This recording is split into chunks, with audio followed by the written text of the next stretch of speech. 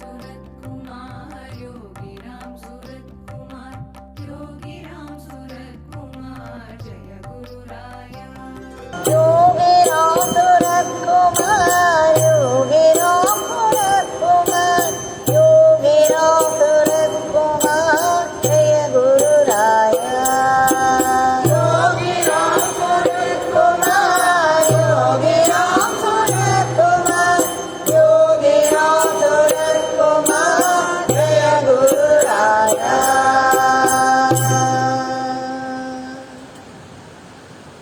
भगवान श्री योगी राम सूरत कुमार की जय। सर्वं Yogi Ram Surat कुमारार्पणमस्तु।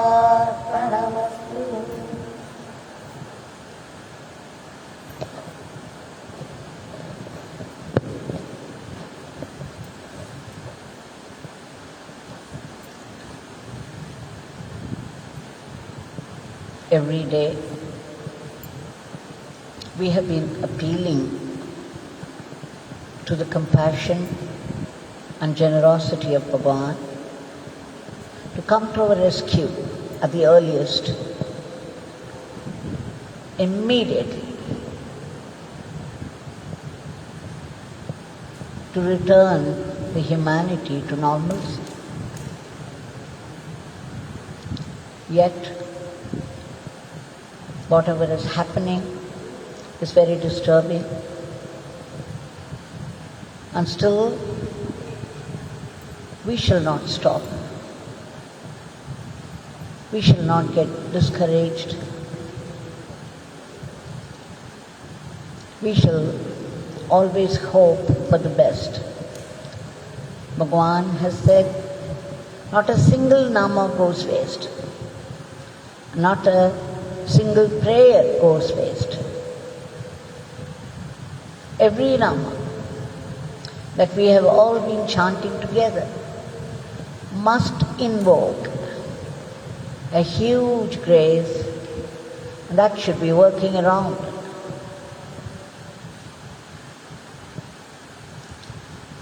We will be able to see sometime soon how things have improved, how this grace has been working all the time. I've been telling how the Paramatma, the Supreme God, is seated inside all of us. In all kinds of creatures, in the entire creation. It is He who has become the creation. It is He who created it, and it is He who has become the creation as well. The very creation is there only to remind us of the Creator behind it. The Parabrahman, the Supreme God, as He is inside us,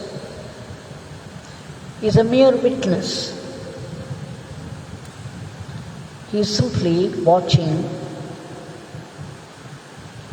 whatever is happening. He is only aware of himself. But if you want to invoke, to awaken this witness into action, you have to pray, you have to call out, and you have to call out desperately. Then He responds as Ishvara, a compassionate,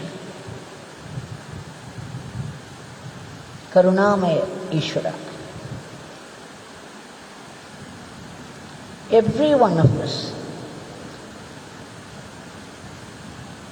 even the ant, the wriggling worm, the tiny, tiny plants that you see all around, the trees, the birds, the animals, including the stone. The stone has consciousness. Bhagavan, the Paramatma, is seated inside us as pure awareness, pure consciousness. He is the soul of the soul. He is the soul of the individual soul. And He is present even in a stone. There is no place where He is not. Now, how to wake Him up to our suffering? The only way is to cry out from the depths of our heart His name, so that this impassionate witness God will wake up, look upon us with compassion and mercy. He is not outside in the temple, He is there, but not only there. He is not out there in the Kailash or Vaikuntha. Wherever the Paramatma is, the whole cosmos, including all the worlds, the world of Devatas, the Vaikuntha, the Kailash, everything is contained in Him. And He is right inside us. No matter in what situation we are, what is stopping us from calling out?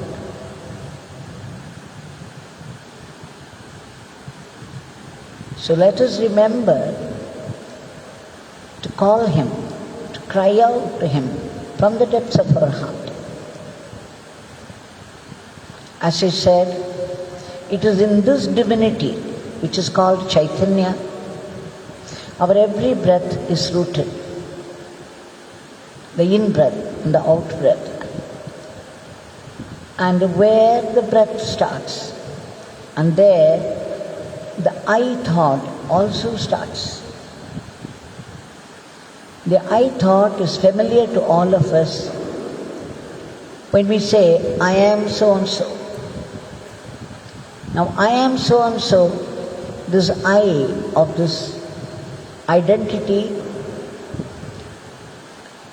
is coming, starting with the breath.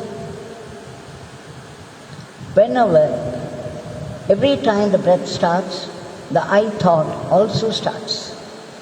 And that is why the thoughts are very closely connected with the breath. So there is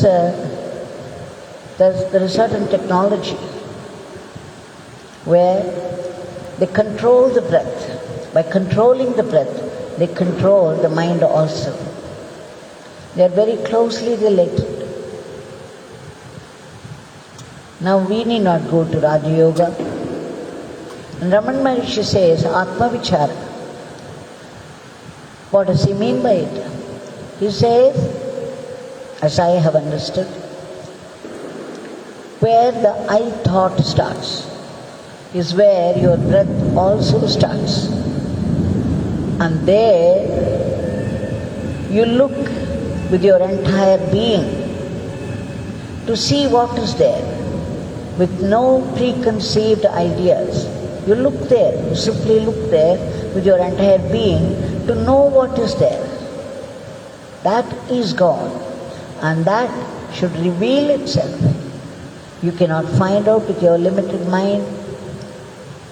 You can simply look at the spot with your entirety, and then it begins to reveal itself to you. This is true Atma Vichara. It's not simply asking, who am I, because the mind is going to answer it. The mind is asking, the mind is answering. But to go beyond the mind, you have to look at the point where the breath starts, where the I thought, the ego I starts. That's our only clue. But our Bhagavan has said, it's very difficult, especially when the mind is filled with racing thoughts all the time. Like a monkey jumping from one branch to the other. The mind is always working, overworking. There are only thoughts and thoughts and thoughts. It is thought torture. How to control it, how to call out to God, how to beg Him despite all these thoughts. Very difficult to do Atma Vichara, very difficult to do dhyana, concentration on one single form or one single mantra. So what is the next best? This is what Bhagavan Yogiram Surat Kumar taught us. He said, your breath is very close to the Chaitanya. It is very close to the divinity. It is where it starts.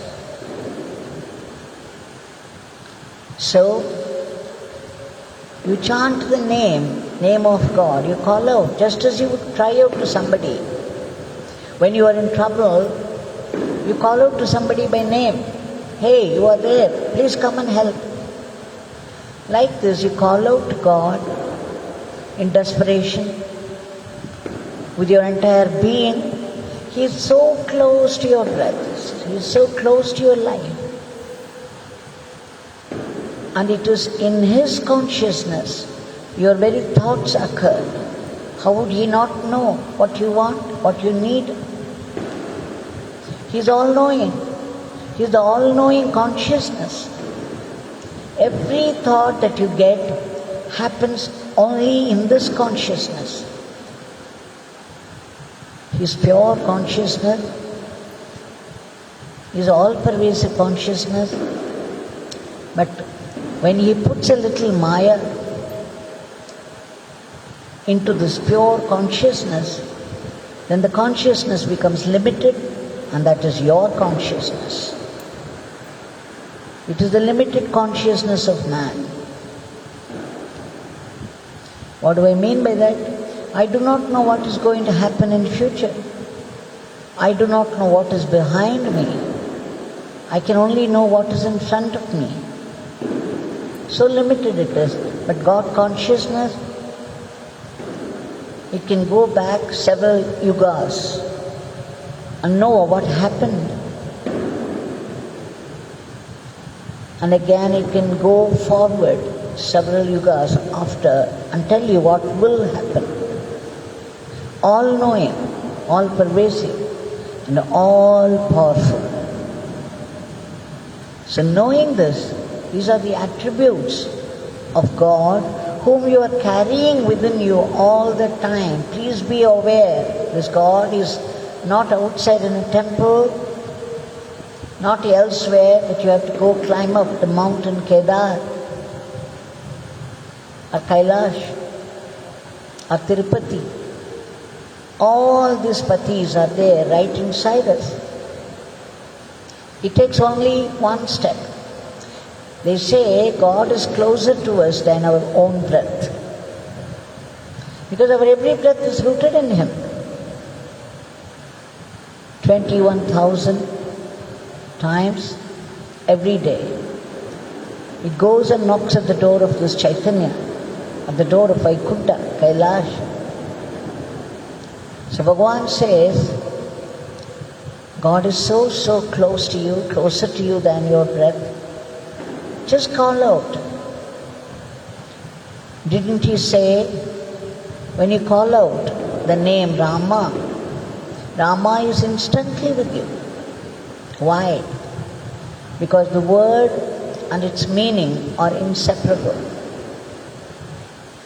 He said, just as Kalidas said in Raghuvamsa, Parvati and Parameshwara are inseparable. Just as a word is inseparable from its meaning, Parvati and Parameshwara are inseparable. So Bhagavan caught hold of that. This happened when I went to Sannadi Street House, when I was seated there in that small veranda. Bhagavan was asking everybody around the meaning of the two lines in Raghuvamsa. which say that Parvati and Parameshwara are inseparable, just as the word and its meaning are inseparable. And when somebody translated it, Bhagavan laughed and said, "You see, a word and its meaning are inseparable." So what is the meaning of the word Rama? The meaning of the word Rama is Rama's presence, Rama's power, Rama's karuna, grace. So when you say Rama, its meaning, Rama's presence, is instantly there. When you call out Krishna, Krishna is instantly there. Because Krishna's presence is the meaning of the word Krishna. You cannot separate the meaning from the word. When you call out Shiva, Shiva is instantly present. When you call out to Yogiram Sarat Kumar, he said, "My father is instantly present." Which means the meaning of the word Yogiram Sarat Kumar is his supreme father. Which again in turn means he is the supreme father. When you call out in distress, Yogiram Sarat Kumar, the Paramatma is seated, Yogiram Sarat Kumar is seated right inside the lotus of your heart. Wouldn't he hear? They say the noise, the sound of a crawling ant can be heard by God. Why wouldn't he? God is consciousness. And it is in this consciousness an ant crawls. So when God can hear the sigh of a butterfly, the sound of a crawling ant, wouldn't he hear your nama? The nama that you cry out in distress. Bhagavan said another time, if you give a name to a dog and you call out, and the dog is somewhere out in the fields, the minute you call out, "Jimmy, Jimmy," the dog comes running to you, comes charging. You give a name to a cat,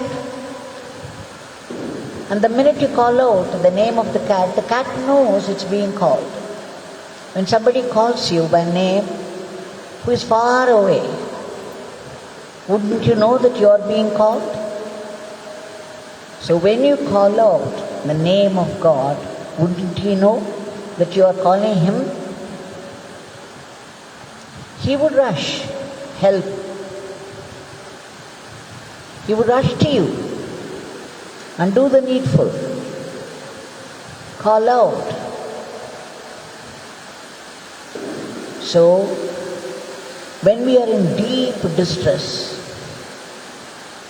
when we are in acute suffering, the only thing that we can do without any external help is call out the name of God. This is our first aid, and it will provide all other follow-up aids. Do not underestimate the value of the name. Nama is Nami himself, and Nami is the supreme intelligence that runs the whole cosmos with its infinite details.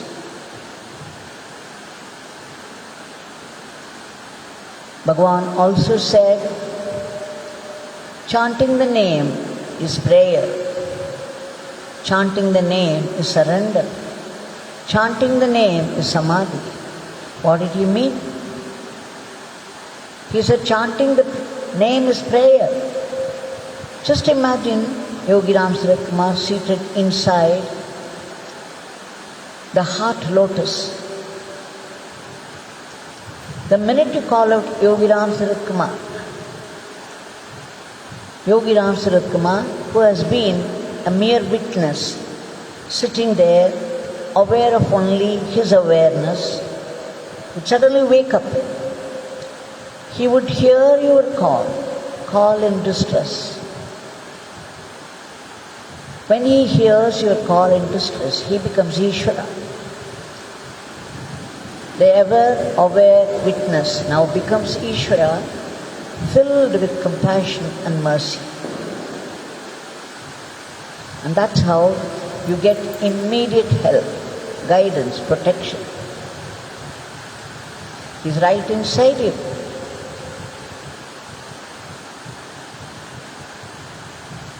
So, he said, there is no need to pray separately when you call out the name of God. Why? The minute you call out, the witness consciousness, which is God, wakes up and responds as Ishvara, and therefore he knows your feelings, your prayers. When he says God is instantly present when you call out the name of God, why is that we are not aware of it? What Bhagavan says is true. When I call out Yogiram Sarat Kumar, I must be aware that the presence of Yogiram Sarat Kumar. But we are not aware immediately. Why? He says Yogiram Sarat Kumar is instantly present and he is aware of your distress. You are not aware because your mind is filled with the whole world. It's filled with your desires. It's filled with all your feelings and emotions. It's filled with the darkness of ignorance. And so it's difficult for you to detect the presence of God, but the God knows already what is on your mind. And that's why Bhagavan said, there is no need to pray separately. The Nama is a conscious entity. When you call out the name knows that you are calling out God, because the name is God. The Bible, it starts like this, the word is God. What does it mean? The name is God. The name is named. And Bhagavan said, Nama chanting leads to surrender. How? The Nama carries the quantum of divine energy. And every time you call out, every time you chant the name, a certain divine energy in proportion to your bhakti, in proportion to your awareness of God, is released inside you. And this pure divine energy is like detergent. You know, when the clothes are dirty, stained, you use the soap and wash. And how the stain leaves, how the dirt leaves. Like that, every time you chant the name, the divine energy of the name gets released inside you, and it starts its cleansing work of your mind, which is filled with passion, anger, attachment to money, self-pride, jealousy, and desires for the worldly objects. These are all the dirt of the ego. They are the products of the ego. So every nama will go into you to cleanse. But then you see all this, the ego and its products, passion, anger, grief, because you did not get something or you lost something, the self-pride, jealousy, they have been with you over janmas, and they have thickened to such extent, it takes a lot of effort to remove them. That's why we have to chant and chant and chant all the time. It takes crores of names to get completely cleansed. Nevertheless, every nama does its transforming work. Every nama does its cleansing work. And the deeper is your bhakti, the greater is the Shakti of the name, and harder it works. So, here the nama that you chant, as it cleanses the mind becomes soft, sattvic. And in your sattvic mode, you begin to understand the subtleties of truths, the subtleties of the soul, subtleties of the Paramatma. You understand that it is by God's will everything happens in the world. God is perfect, so whatever happens is perfect. This is what our Bhagavan said. When you begin to understand that everything is happening only by God's will, and whatever happens is perfect, and whatever happens is necessary for your spiritual growth, and so whatever happens is a blessing, you will be able to accept things as they come. This acceptance will lead to surrender later on. Because in the beginning, it's very difficult to accept things. When somebody throws abuse at you, how to accept it? But the minute you think, okay, this man is abusing me by the will of God, so it is truly coming from God in order to cleanse me. Because when a man abuses you, he is taking some of your sins away upon himself. To that extent you get cleansed. When a man praises you, he is taking away some of your good karmas upon himself, and he would benefit and you would stand to lose. There is this constant exchange of karmas by the law of karma.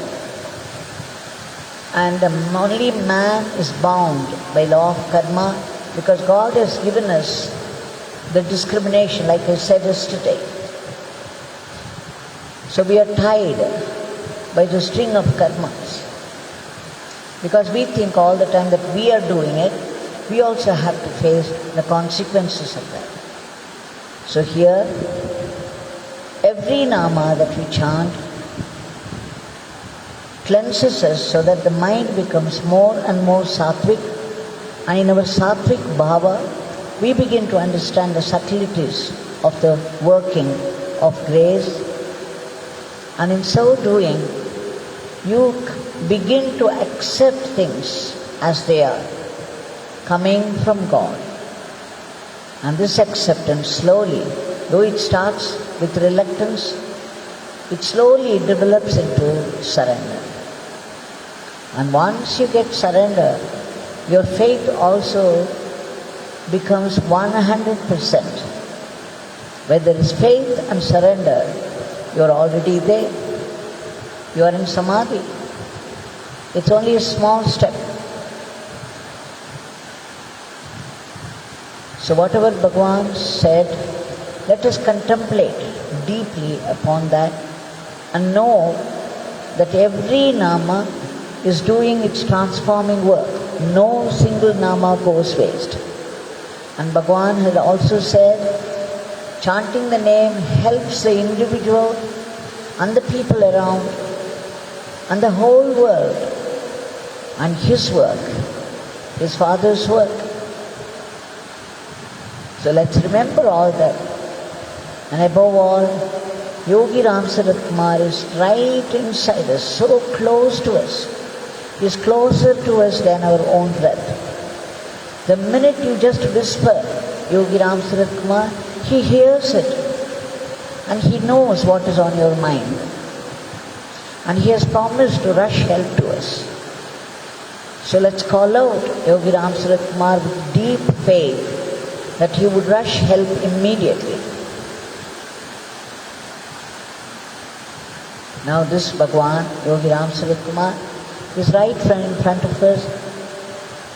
Let us appeal to him with our prayers for today. Bhagwan, we call out your name with the hope that you would rush help to us immediately.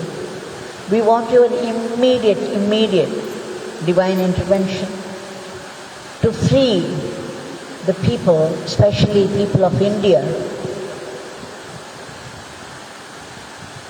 Panic is reigning everywhere. Please free people from the dreadful grip of this monstrous virus and bring back normalcy once again. Bhagwan, kindly root out the panic in the hearts of people and stop the rapid spread of the disease. Enter the medicine and make it work and kill the entire clan of viruses.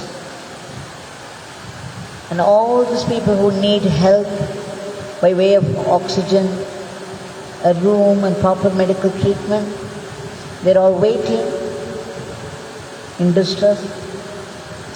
Please reach out to them with your mercy and do the needful so that they get whatever they want, get well soon, and come back home.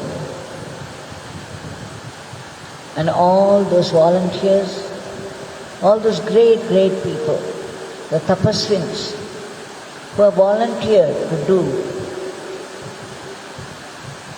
to toil day and night at the very risk of their life in order to save other lives. Please give them protection and all-round well-being. We beg you for a lift to our economy, and above all, you have to bless us with constant remembrance of your name. You have to bless us with the right attitude, the attitude of being good instrument in your hands. And Bhagwan, bless us with that transformation which will help us to see only your presence and blessings in every event of our life. Jai Yogi Ram Surat.